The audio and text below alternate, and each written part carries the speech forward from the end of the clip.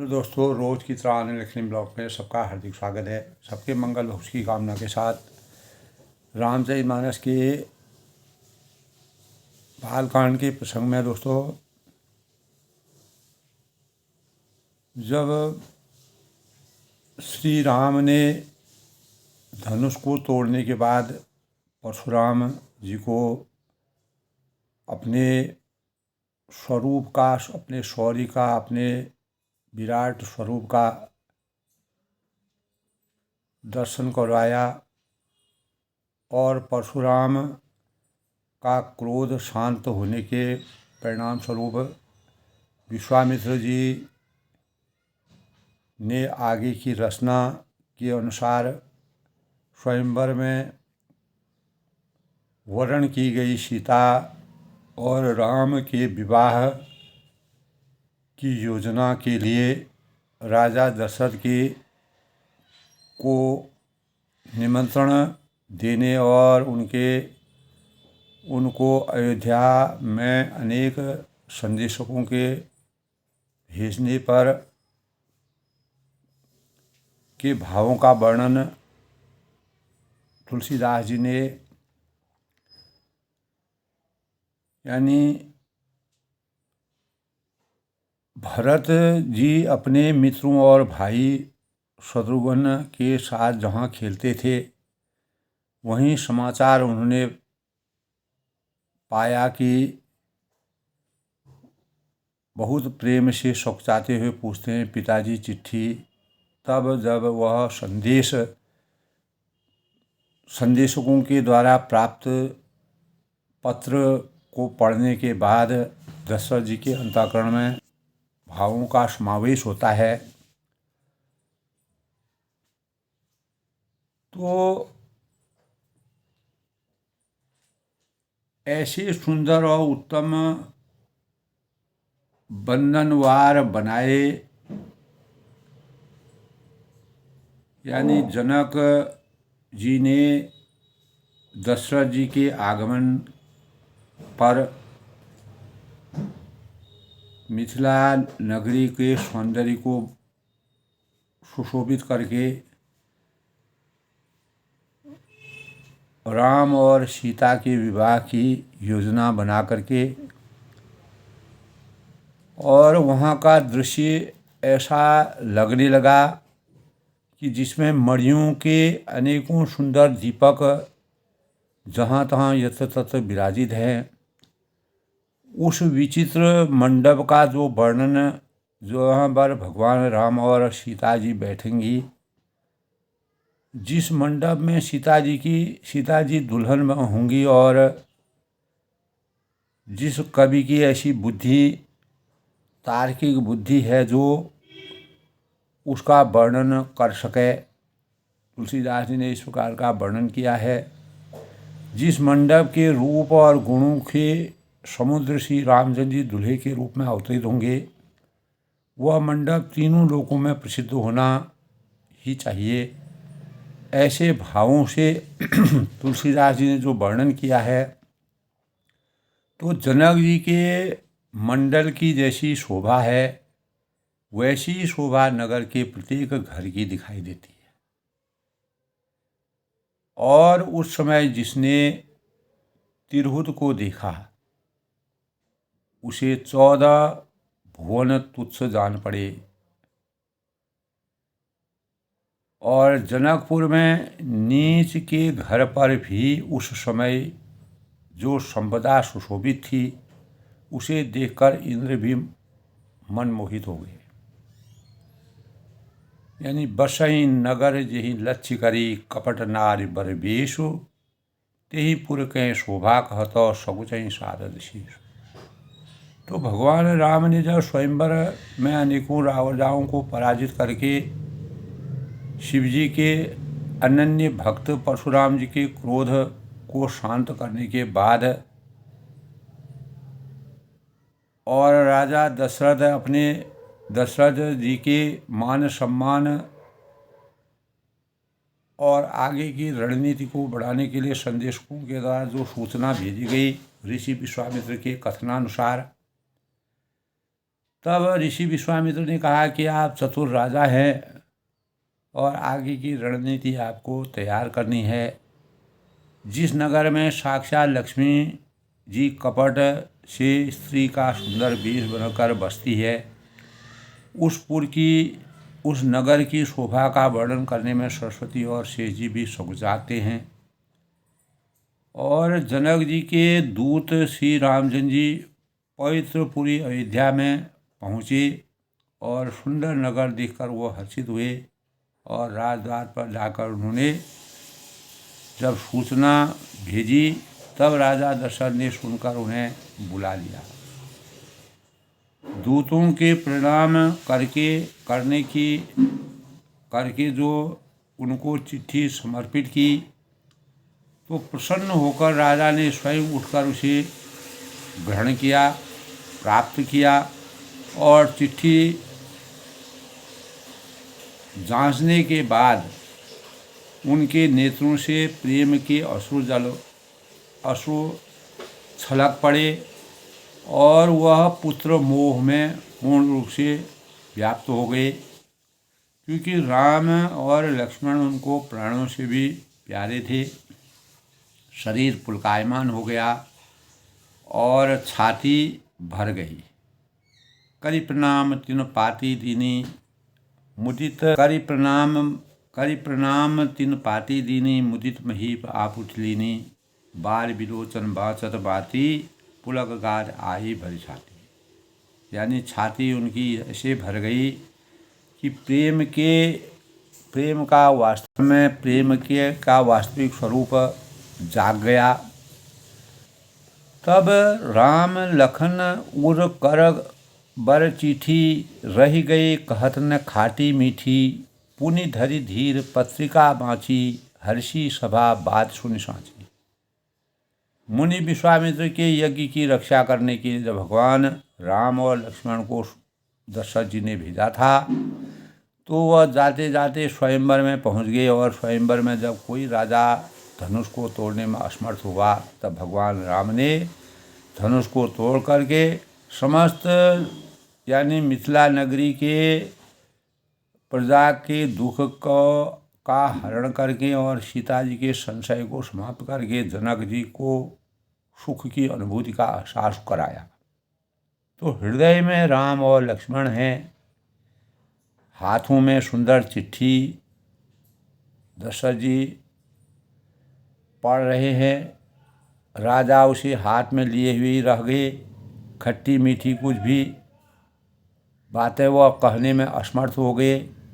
फिर धीरज धरकर उन्होंने पत्रिका पढ़ी। सारी सभा सच्ची बात सुनकर हर्षित हो गई।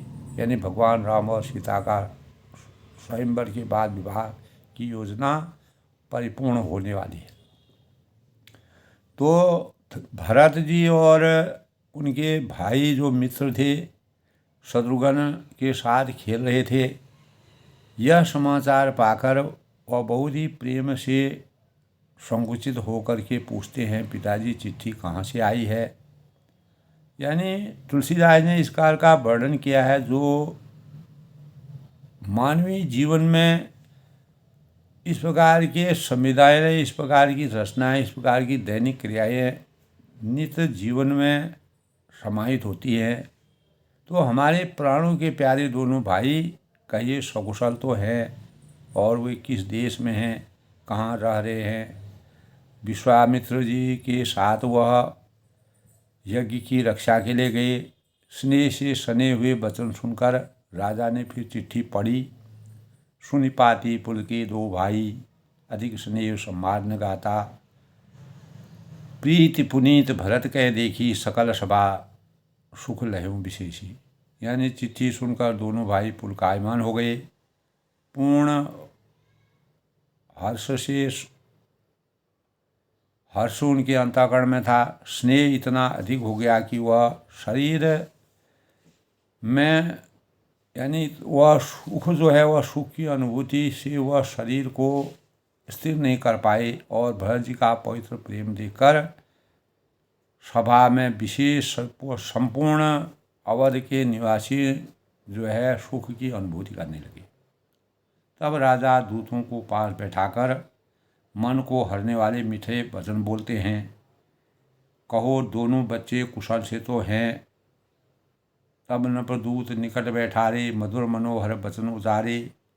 कल के प्रसंग में था, भैया कहो कुशल दो बारे, तुमने के निज नयन निहारी। यानी तुमने अपनी आँखों से उन्हें अच्छी प्रकार देखा होगा, समझा होगा, परखा होगा। श्यामल गौर धरे धनुमा था, फाथा भय किशोर कौशिक मुनि माँ साथा। पहचानहु तुम कहो स्वभाव, प्रेम विवश पुनि पुनि कह राऊ। सांवले और गौरे शरीर वाले,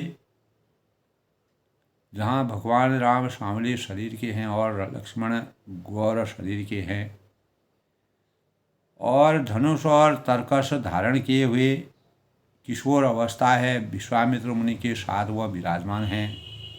तुम उनको पहचानते हो तो उनका स्वभाव बताओ, उनमें कितना परिवर्तन हुआ है। राजा प्रेम के विवश यानी पुत्र मोह में प्रेम के विवश हो गए, बार बार इस प्रकार की बातें पूछ रहे हैं। जा दिन तय मुनि गई लवाई, तब तय आज सांस पाई। जिस दिन से मुनि उन दोनों मेरे प्यारे बच्चों को साथ में ले गए, उस दिन से जब आज वहाँ ये पत्र आया तो इससे मेरा सांस जो है मुझे को राहत मिली है। कहूँ विधि कवन विधि जाने, सुन प्रिय वचन दूत मुस्काने। तब जिस दिन से मुनि उन्हें लिवा ले गए, अपने साथ ले गए, तब से आज ही हमने सच्ची खबर पाई है। क्योंकि उस समय प्रचार प्रसार के कोई संसाधन नहीं थे। संदेशक जाते थे, वो भी काफ़ी दिनों में पहुंचते थे, और पत्र ही एक ऐसा साधन था जिससे एक दूसरे की कुशल प्राप्त होती थी। तो कहो तो महाराज जनक ने उन्हें कैसे पहचाना, ये प्रिय प्रेम भरे वचन सुनकर दूत मनि मन मुस्कुराते हैं। सुनऊँ महीपति मुकुटमणि, तुम सम धन्य न को, राम लखन जिनकी तनय विश्व विभूषण दो। यानी दूतों ने कहा कि हे राजाओं के मुकुटमणि, शिरोमणि,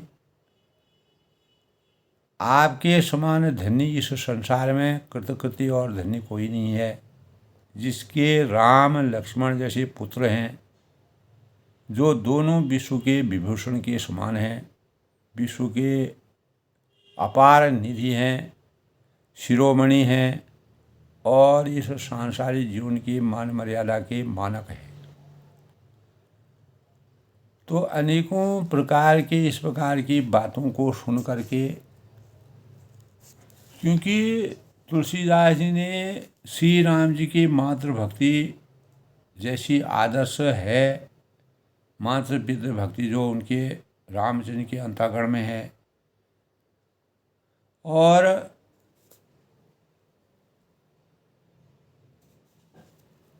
जिस समय यानी कैकेयी ने वन जाने की आज्ञा दी, उस समय श्री राम उनके प्रति सम्मान प्रकट करते हुए बोलते हैं, माताएं, हे माता, इसमें तो सभी तरह से मेरा कल्याण है। ऐसे भावों से सुसज्जित तुलसीदास जी ने जब ऋषि विश्वामित्र के साथ वह जाते हैं, और जब वह वन के प्रसंग में एक जगह तुलसीदास ने कहा है, मुनिगण मिलन विशेष मन सबई भांति हित मोर। भगवान राम अपनी माता कैकेयी से कहते हैं कि मुनिगण मिलन विशेष बन सबई भांति हित मोर, तेहि तेहि मह पितो आयुषु बहुरी सम्मत जननी मोर।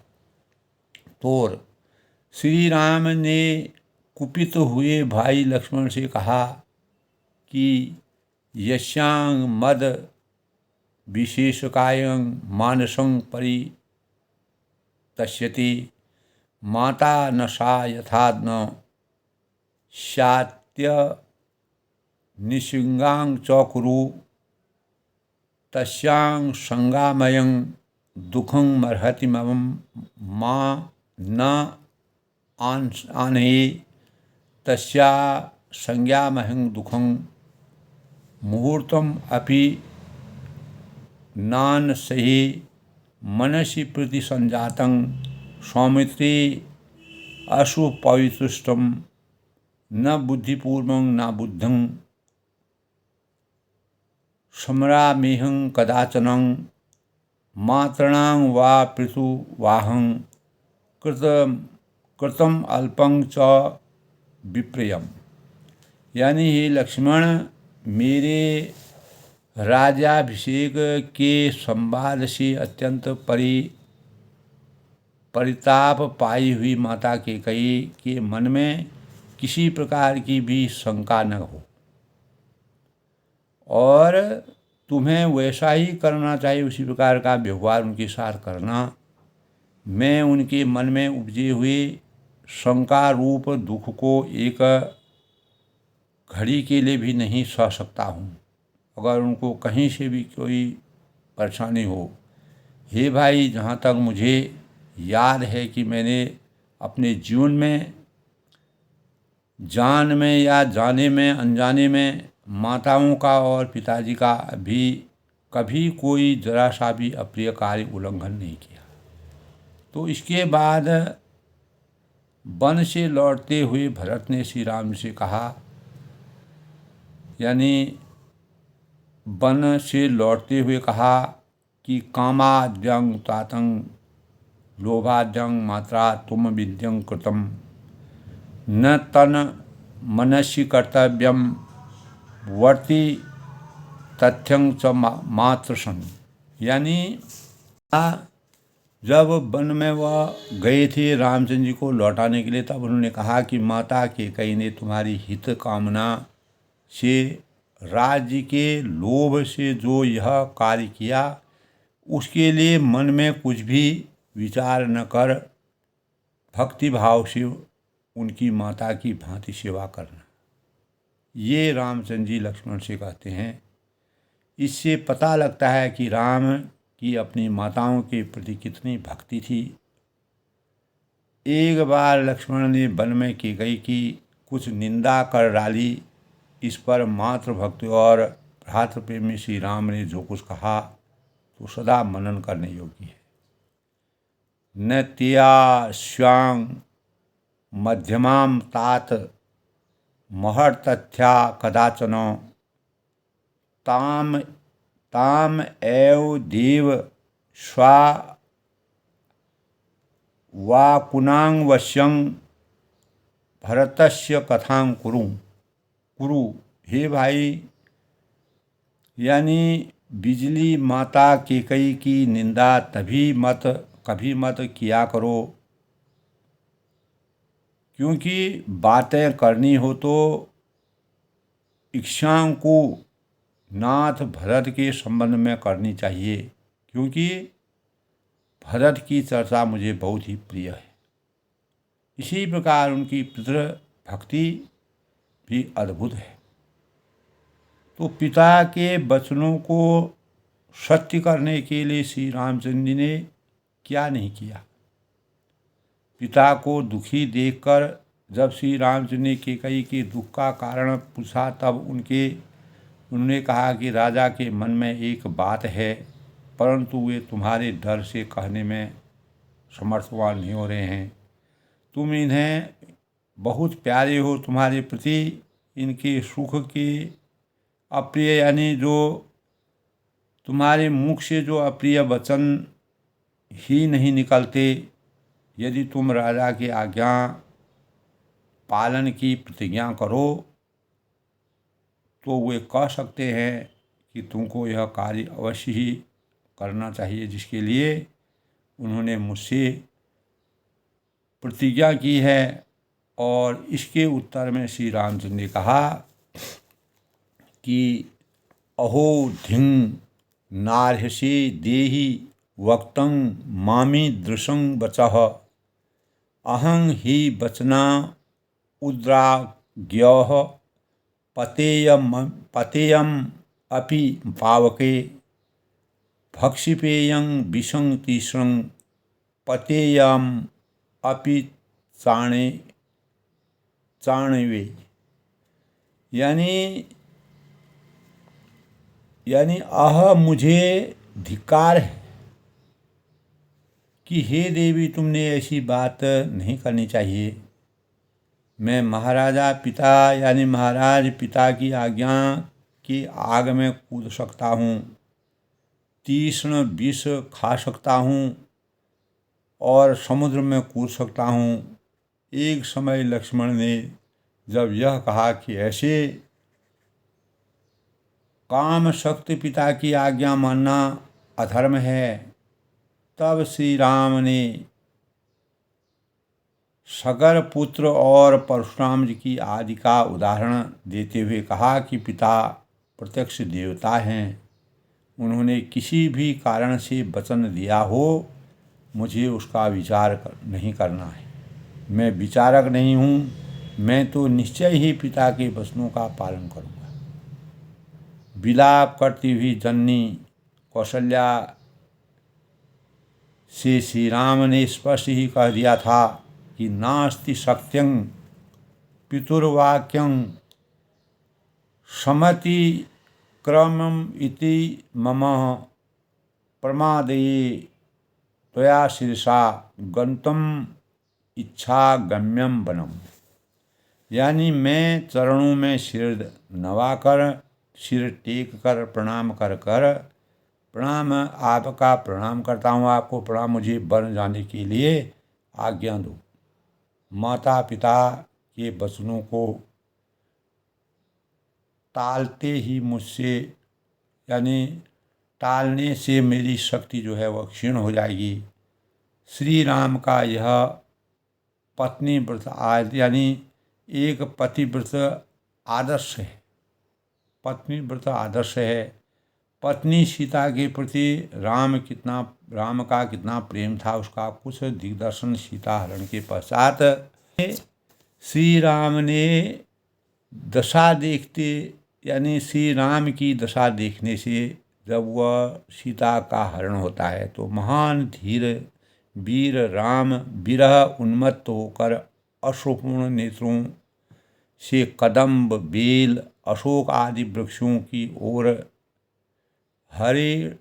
हरिणों के सीता का पता पूछते हैं। अनेक लोगों से यानी अनेक जो भी वहाँ पर प्रकृति की आभा है, पौधे हैं, पेड़ हैं, पौधे हैं, जीव हैं, जंतु हैं, यानी जहाँ भगवान श्री राम ने अपने ये यथा मांग प्रपद्यन्ते तांस्तम एव भजाम्यहम, यानी वचनों को मानो चरितार्थ कर दिया है।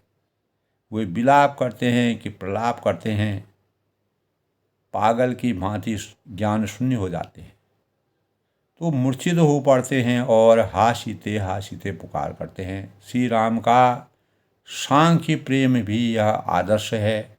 सुग्रीव के साथ मित्रता होने पर आप मित्रों के लक्षण तब हमें पता चलता है कि भगवान ने किस प्रकार से सीता जी की खोज करने के लिए अंततो गत्वा सुग्रीव वानर राज सुग्रीव से संधि की। तो आज दोस्तों, आज का पंचांग यानी 20 मार्च 2025 चैत्र माह की कृष्ण पक्ष की षष्ठी तिथि 12:37 से और 2:25 तक रहेगी, 21 मार्च तक यानी कल तक। और दिन जो है गुरुवार का दिन है, विष्णु भगवान की पूजा और बृहस्पति देव की पूजा, माँ सरस्वती की पूजा का दिन। सूर्य जो है आज मीन राशि में प्रवेश करेंगे। आज उत्तरा भाद्रपदा यानी प्रसन्नता का दिवस यानी अंतर्राष्ट्रीय प्रसन्नता दिवस पूरे विश्व में मनाया जाता है। 2:45 के बाद सप्तमी तिथि शुरू हो जाएगी और वज्र योग 6:19 तक, उसके बाद सिद्ध योग 6:19 से अगले दिन जो है 6:41 सायं तक अनुराधा नक्षत्र रहेगा। आज के शुभ मुहूर्त की बात करें तो आज का अभिजीत मुहूर्त 12:10 से 12:58 तक, अमृतकाल 11:57 से 1:44 तक, ब्रह्म मुहूर्त 4:57 से 5:45 तक, राहु काल 2 बजे से 3:31 तक किसी भी शुभ कार्य को करना वर्जित माना गया है। अपराह्न सूर्य उदय आज 6:25 तक होंगे और सूर्यास्त 6:32 तक। तो इस प्रकार दोस्तों आज गुरुवार का दिन है, जो ज्ञान, बुद्धि और समृद्धि का प्रतीक माना गया है।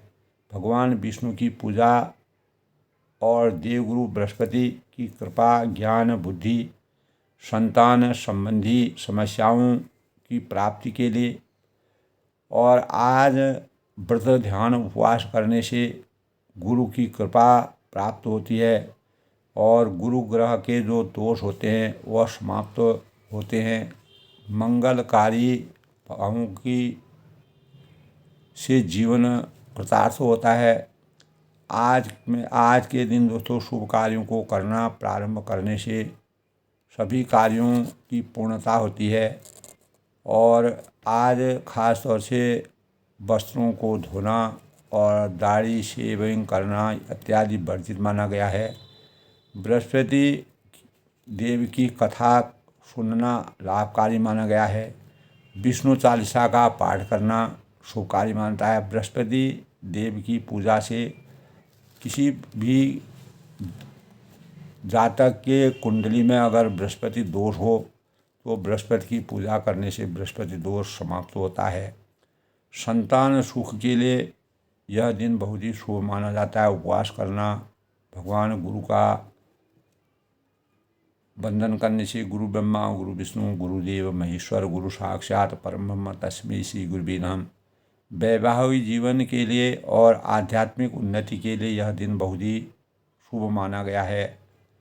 और खुशहाली के लिए, आध्यात्मिक उन्नति और अनेक प्रकार के ज्ञान की वृद्धि के सूचक के रूप में यह दिन मनाया जाता है। गुरुवार की प्रकृति दोस्तों क्षिप्र होती है। ब्रह्मा यानी ब्रह्मा का यह दिन माना जाता है। धनु और मीन राशि के स्वामी गुरु की सूर्य, मंगल, चंद्र मित्र राशि हैं और शुक्र और बुध जो है शत्रु राशि है। गुरु की उपाधि यानी ग्रह, और शनि और राहु और समग्रह है। तो 9 ग्रहों में बृहस्पति को सबसे गुरु की उपाधि प्राप्त है। भगवान विष्णु को समर्पित यह दिन उन्नति के कारक के रूप में मनाया जाता है। जातक को सही भावों की प्राप्ति होती है और अनेक प्रकार की मुश्किलों का से हमको छुटकारा मिलता है। और बृहस्पति गुरुवार की दिशा ईशान होती है। ईशान दिशा में देवताओं का वास माना जाता है। यह हमारे शास्त्रों में इस प्रकार का ध्यान है। इसीलिए गुरु ब्रह्मा गुरु विष्णु गुरुदेव महेश्वर गुरु साक्षात परब्रह्म तस्मै श्री गुरुवे नमः। गुरु का अर्थ होता है अंधकार से को दूर करके ज्ञान के प्रकाश का संचार करना। बुद्धिभूतं त्रिलोकेशं तम नमामि बृहस्पति नमः। ओम ब्रीं बृहस्पति नमः ग्रां ग्रीं ग्रूं सह गुरुवे नमः का जाप करना चाहिए। और गुरु मंत्र के अनुसार नमस्कार महामंत्र सबसे बड़ा मंत्र माना जाता है। और मुनि रत्न कुमार ने गुरु मंत्र को सबसे महत्वपूर्ण मंत्र माना। ओम ग्रां ग्रीं गुं गुरुवे नमः। और गुरु मंत्र विश्वास श्रद्धा भाव से उपासना करना, व्रत रखना और गणेश जी की पूजा करना, विष्णु भगवान की पूजा करने से और भगवान विष्णु भगवान को पंचामृत से स्नान करवाना, जल से स्नान करना, दूध दीप भोग और पीले वस्त्र और पीले फूल पीले फलों से भगवान विष्णु को अर्पण करना चाहिए। ओम नमो भगवते वासुदेवाय का पाठ करना चाहिए। इस प्रकार जो है बृहस्पति का दिन, गुरुवार का दिन मानव जीवन के लिए अज्ञान रूपी अंधकार से ज्ञान रूपी प्रकाश का सूचक माना गया है। तो इसी के परिणाम स्वरूप दोस्तों, जब राजा जनक ने यानी दशरथ जी के पास अवध में दूतों के द्वारा भेजे गए संदेश के परिणाम स्वरूप उनके द्वारा संदेश पढ़ा तो राजा दशरथ पूर्ण रूप से राममय हो गए। पूछन जोग न तनय तुम्हारे, पुरुष सिंधु त्यों पुर उजियारे, जिनके तब प्रताप के आगे शशि मलिन रवि शीतल लागे। यानी आपके पुत्र पूछने योग्य नहीं है। जो दूत कहते हैं वह दशरथ जी से राम और लक्ष्मण की वास्तविक भावनाओं की उनके स्वरूप का वर्णन करते हैं कि आपके पुत्र पूछने योग्य नहीं है, उनके बारे में कोई भी चीज़ पूछना। और वे पुरुष सिंह तीनों लोगों के प्रकाश रूप हैं और जिनके जस प्रताप के आगे, यश और कीर्ति के आगे चंद्रमा मलिन पड़ जाता है और प्रताप जो है उनका सूर्य के समान पूरे सृष्टि में जिस प्रकार सूर्य का प्रकाश आच्छादित हो जाता है, उसी प्रकार उनके प्रभाव की रचना, पूरे प्रभाव इतना विशाल है। तीन कहाँ कहिय नाथ की मिचीने, देखो रवि की दीप कर लीने, सिय स्वयंवर भूपने का सिमटे सुबट एक तय का। तब कहते हैं ही नाथ, उनके लिए आप कहते हैं कि उन्हें कैसे पहचाना। क्या सूर्य को हाथ में दीपक लेकर देखा जा सकता है? सूर्य अपने आप में ही सर्व गुण संपन्न है, सर्व दिव्यमान है, सर्व विद्यमान है। तो उनको पूरा विश्व, पूरा सकल संसार जानता है। सीता जी के स्वयंवर में अनेकों राजा एक से एक बढ़कर योद्धा एकत्र हुए थे। शंभु सरासन काव नटारा, हारे सकल वीर बरियारा। परंतु शिव जी के धनुष को कोई भी हटा तक नहीं पाया, यानी छू तक नहीं सका। सारे बलवान धीर हार मान हो गए और तीनों लोकों में वीरता के अभिमानी थे। तीन लोक महके भटमानी, शिव जी के धनुष को सबकी शक्ति, सबके सकति शंभु धनुबानी। यानी वीरता के अभिमानी के प्रतीक के रूप में भगवान राम ने शिव जी के धनुष को अपनी शक्ति और प्रभाव से तोड़ डाला। सकई उठाए सरासुर मेरु, सोई ही हार गयों कर पेड़। यानी स्वयंवर की रचना का प्रसंग जो है राजा दशरथ जी के सामने, वही दूत जो है बन के जो संदेश लेकर पहुँचे हुए हैं बता रहे हैं कि सकई उठाए सरासुर मेरु, बाणासुर जो समेरु को भी उठा सकता था। सोई ही हार गयों पर फेरू, वह भी हृदय से हार कर परिक्रमा करके, यानी रंगभूमि की परिक्रमा करके जाते बने चल दिए। यही कौतुक शिव सेन उठावा। जिसने खेल से ही कैलाश पर्वत को उठाया था रावण ने, वह रावण भी उस सभा में पराजय होकर यानी असमर्थवान हो गया, समर्थहीन हो गया, सामर्थ्यहीन हो गया। तहाँ राम रघुवंश मणि, सुनिय महा महिपाल। तब भगवान राम की अटलता और उनके शौर्य और विराट स्वरूप का वर्णन करते हुए संदेशक राजा दशरथ से कहते हैं कि हे महाराज सुनिए, वहाँ जहाँ ऐसे ऐसे योद्धा हार मान गए, तनिक भी धनुष को उठा तक नहीं पाए, स्पर्श तक नहीं कर पाए। सुनिए महामहिपाल, भंज हो चाप प्रयास बिनु। मर्यादा पुरुषोत्तम भगवान रामचंद्र ने, जो रघुकुल के शिरोमणि हैं, उन्होंने श्री रामचंद्र ने बिना ही प्रयास के शिव जी के धनुष को वैसे ही तोड़ डाला जैसे हाथी कमल की डंडी को तोड़ डालता है। यानी बिना कोई बल के, बिना कोई शौर्य के, बिना कोई उसके, भगवान राम ने धनुष को छूते ही धनुष जा पर जाको सतीश नौ, ता पर ताको मिली कछु न संदेह। तो सुनि सरोष भर भुगुनायक आई। रोष सहित और परशुराम जो शिव जी के अनन्य भक्त थे, धनुष टूटने की बात सुनकर परशुराम क्रोध से भर कर आए, बहुत भांति तीन आँख दिखाई और उन्होंने बहुत प्रकार से अपनी आँखें दिखाई, क्रोध किया, तर्क वितर्क किए और राम और लक्ष्मण को भयभीत करने का प्रयास किया। देखि राम बल निज धनु दीना। अंत में उन्होंने श्री रामचंद्र जी का बल देखकर उन्हें अपना धनु दे दिया। करी बहु विनय गवन बन कीना। अपना धनु दे दिया और बहुत प्रकार विनती करके वन को गमन किया। तो अंततो गत्वा परशुराम जी भी जो शिव जी के हजारों साल से भक्ति कर रहे थे, जब शिव जी का इतना पुराना धनुष था वो भगवान राम ने तोड़ डाला।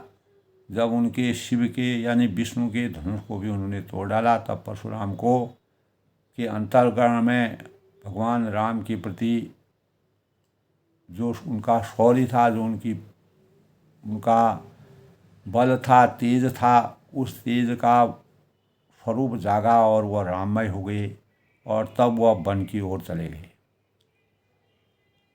राजन राम अतुल बल जैसी तेज निधान लखन पुनि तैसी।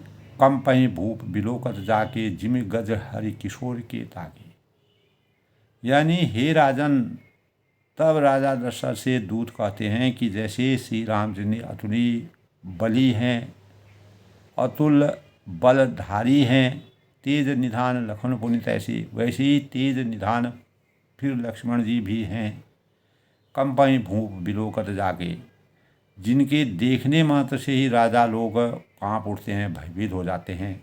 जिम गज हरि किशोर के ताके, जैसे हाथी सिंह के बच्चे से ताकने पर भी कांप उठते हैं, उसी प्रकार सारे राजा जो अनेकों जगह से विराजमान राजा थे, सब सीता के स्वयंवर में हारमान हो गए और अंततो गत्वा भगवान की शक्ति ही विराजमान रही। देव देख तब बालक दो। तो हे देव, आपके दोनों बालकों को देखने के बाद अब आँखों के नीचे कोई भी आता ही नहीं है। वही मनसा वाचा कर्म में पूरे अब आँख तर आवत कोई, उनके अलावा और हमें कुछ भी अच्छा नहीं भाता है, दिखता ही नहीं है। दूत वचन रचना प्रिय लागी। तब दूतों के द्वारा कही गई इस प्रकार की रचना को सुन करके राजा दशरथ जी के अंतःकरण में प्रेम प्रताप और वीर रस का संचार हुआ और दूतों के वचन रचना सबको बहुत प्रिय लगी। तो ऐसे वचनों को सुनकर के सब राममय बन गए और अवध, वहाँ जहाँ राम निवासु भगवान राम यद्यपि जनक नगरी में हैं, लेकिन वहाँ अयोध्या का सा अवध का जैसा वातावरण बन गया। सभा समेत राव अनुरागी। तो सभा से ही राजा प्रेम से मग्न हो गए। राजा के अंतःकरण में ज्ञान की प्राप्ति हो गई और दूतन देन निछावरी लागे और उन्हें दूतों को निछावर देने लगे और उन्हें निछावर देते देखकर नीति विरुद्ध है, कहीं अनीत के मुदे ही काना, ऐसा कहकर दूत अपने हाथों से कान मूंदने लगे। यानी वह क्षमा मांगते हैं, कहते हैं हमको निछावर की आवश्यकता नहीं है और धर्म विचार सभी सुख माना। धर्म को विचार कर उनका धर्मयुक्त बर्ताव देखकर सभी ने सुख की अनुभूति की और हमें भी उसकी अपार सुख की अनुभूति हुई। पूरा जनकपुर जो है सुख के सागर में डूब गया। तब उठी भूप वशिष्ठ कहूँ दीन पत्रिका जाय। तब राजा ने उठकर, वशिष्ठ जी है जो है वह दशरथ जी के कुलगुरु हैं, वशिष्ठ जी ने के पास जाकर उन्हें पत्रिका दी, वह संदेश दिया और कथा सुनाई। गुरु तब सादर दूत बुलाए। तब आदरपूर्वक दूतों को बुलाकर सारी कथा गुरु को सुना दी। जो भी जिस प्रकार से धनुष टूटा, कैसे कैसे राजा आए और परशुराम ने किस प्रकार का ऋषि परशुराम जो शिव जी के अनन्य भक्त थे, उनमें किस प्रकार का क्रोध किया। सुनि बोले गुरु अति सुख पाई, पुण्य पुरुष का मई सुख थाई। तब वशिष्ठ जी कहते हैं कि सब समाचार सुनकर वह अत्यंत ही सुख पाकर गुरु बोले कि जिम सरिता सागर महु जाई, जत बिताई कामना नाही। तो पुण्यात्मा पुरुष जो होते हैं इस संसार में, इस सृष्टि में पुण्यात्मा जो भी लोग पैदा होते हैं के लिए पृथ्वी सुखों में जहाँ तहाँ जाए सुख ही सुख है। तो जैसे नदियाँ समुद्र में जाती हैं और यद्यपि समुद्र नदी की कामना नहीं होती है, समुद्र को नदी की कामना नहीं होती है, अंततोगत्वा नदियाँ समुद्र में ही समाती हैं। उसी प्रकार जितने भी ज्ञान के पिपासु जो ज्ञानी लोग होते हैं वो अंततोगत्वा भगवान राम की शरण में जाते हैं, क्योंकि सब समाचार सुनकर अत्यंत सुख की अनुभूति से पुण्यात्मा पुरुष जो लोक हितकारी, जिन्होंने 15-14 साल के वनवास के दौरान मानव चेतना को जगाने का प्रयास किया और अंत स्थिति में यानी अंत सीढ़ी पर बैठे हुए व्यक्ति का भी उद्धार किया, अनेकों लोगों को मोक्ष की प्राप्ति की। तो सुखों की जो पुरुष पुण्यात्मा पुरुषों के लिए पृथ्वी पर हर जगह सुख ही सुख है, सुख की ही आसक्ति है, वह दुख का अनुभव कभी अपने जीवन में नहीं करते हैं। तिमि सुख संपत्ति बने ही बुलाई, धर्मशील ही जाय सभाई, तुम गुरु विप्र धेनु सुरदेव से भी, तहीं पुनीत कौशल्या देवी। वैसे ही सुख और संपत्ति बिना ही बुलाई स्वाभाविक ही धर्मात्मा पुरुष के पास आती है। तुम जैसे गुरु ब्राह्मण गाय और देवता की सेवा करने वाले हो तो पवित्र कौशल्या देवी भी वशी हैं। सुकृति तुम समान जग माही, तुम्हारे समान पुण्यात्मा जगत में न कोई हुआ न होगा न है, भूतो न भविष्यति। भयो न है को होने हो नाही, न है न होने वाला ही है। हे राजन, तुमसे अधिक पुण्य बड़ काके, तुमसे अधिक पुण्य और किसका होगा जिसके राम सरीखे पुत्र हैं, मर्यादा के पुरुषोत्तम, मर्यादा की नीति के अनुसार चलने वाले और प्रत्येक मानव की प्रेरणा के स्रोत के रूप में उनका चरित्र चित्रण है। वीर विनीत धर्म व्रतधारी, और जिनके चारों बालक वीर विनय धर्म व्रत धारण करने वाले हैं, संयमी हैं। और गुरु सागर बर बालकचारी, गुणों के सुंदर समुद्र हैं और तुम्हारे लिए सभी कालों में कल्याण करने वाले हैं। तुम कहो सर्व काल कल्याणा, सजाऊं बारात बजाए निशाना। कहते हैं डंका बजाकर बारात सजाओ और बारात की शुरुआत यहीं से करो और इस समय से भगवान राममय जीवन व्यतीत करो, क्योंकि चलहूँ बेग सुनि गुरु बचनो, भले नाथ सिरनाई, भूपति गौनी भवन तपो दूत न बास देवाय। और जल्दी चलो, तब सबके अंतःकरण में भगवान राम के प्रति आस्था के भावों का संचार हुआ, राममय जीवन हुआ। और गुरु के ऐसे वचन सुनकर वशिष्ठ जी ने जब इस प्रकार के मधुर और राम के वास्तविक चरित्र का चित्रण किया तो हे नाथ बहुत अच्छा कहकर सिर नवाकर दोनों दूतों को डेरा दिलवाकर राजा महल में गए और बारात में जाने की तैयारी हुई। तब जनक नगरी में जाने के लिए सब लोग तैयारी करने लगे। तो आज के प्रसंग में दोस्तों यानी भगवान राम का जीवन पुण्यात्मा पुरुष के समान है। इस पृथ्वी में सुखों की निधि के रूप में इसलिए कहा है, राम राज बैठे त्रिलोका, हर्षित भय गए सब शोका। अवध वहाँ जहाँ राम निवास हो, दिवस जहाँ भानु करो, ताको प्रभु को जो अगम नहीं, जा पर तुम अनुकूल, तो प्रताप बढ़वा नहीं, जा सके खल तुम। यानी उनकी कृपा से, उनके आशीर्वाद से जब गुरुओं ने भी ऐसी बात कही, सुख और संपत्ति बिना ही बुलाई, स्वाभाविक ही धर्मात्मा पुरुष के पास आती है, उसी प्रकार भगवान राम और लक्ष्मण का चरित्र है। और ऐसे राजा, ऐसे पुण्यात्मा राजा के वहाँ राम, लक्ष्मण, भरत, शत्रुघ्न जैसे पुत्रों की प्राप्ति हुई है। तब गुरु, ब्राह्मण, गाय और देवता की सेवा करने वाले हो, वैसे ही पवित्र कौशल्या देवी हैं। तो तुम्हारे समान पुण्यात्मा जगत में न कोई हुआ है, न है, न होने वाला है। हे राजन, तुमसे अधिक पुण्य किसका होगा? किसने इतना धन्य आशीर्वाद प्राप्त करा? इतना प्रतापी राजा कोई नहीं है जिसके पास इस प्रकार के पुत्रों से के पिता के रूप में जिनका नाम है, और जिनके चारों बालक वीर, विनय, धर्म, व्रत धारण करने वाले और गुरुओं के सुंदर समूह हैं, और तुम्हारे लिए सभी कालों में कल्याण करने वाले हैं। यह काल तीनों यानी जो भी काल हैं, यानी वर्तमान, भूतो, भविष्य और वर्तमान, तीनों कालों में कल्याण के मानक हैं। ऐत्वे डंका बजाकर उनके शुभ विवाह की तैयारी करो। और इस प्रकार दोस्तों, आज के प्रसंग में राजा जब दूतों की बातें सुनते हैं, वशिष्ठ जी अपना पत्र को पढ़ने के बाद वशिष्ठ के अंतःकरण में राममय जीवन होता है। तब वह पूर्ण निष्ठा और भावों से भगवान राम का